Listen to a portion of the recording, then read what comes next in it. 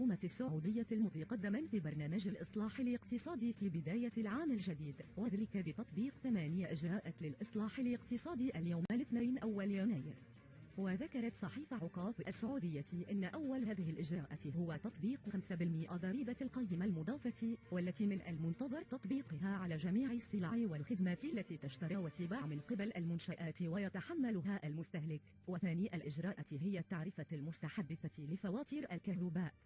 ويخص ثالث الإجراءات بالوافدين، حيث تبدأ المديرية العامة للجوازات بدءا من اليوم رفع رسوم المرافقين إلى 200 ريال، بعد أن كانت العام الماضي 100 ريال عن كل مرافق. ورابع الإجراءات المزمع اتخاذها هو فتح السوق الموازية للمستثمرين الأجانب.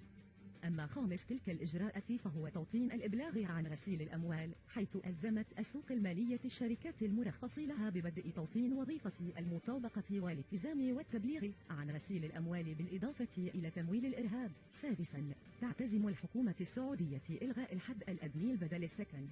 ويختص الإجراء السابع بقطاع النقل، حيث ألزمت السلطات السعودية الأفراد والمؤسسات العاملة بهذا القطاع بتركيب حواجز السلامة للشاحنات من كافة الجوانب، على أن يتم تطبيق غرامة تتراوح بين 4 إلى 5000 ريال في حالات المخالفة. وأخير فإن الإجراء الثامن الذي تعتزم الحكومة السعودية تطبيقه اليوم هو دمج فواتير شركة المياه متأخرة السداد في شهر يناير الحالي.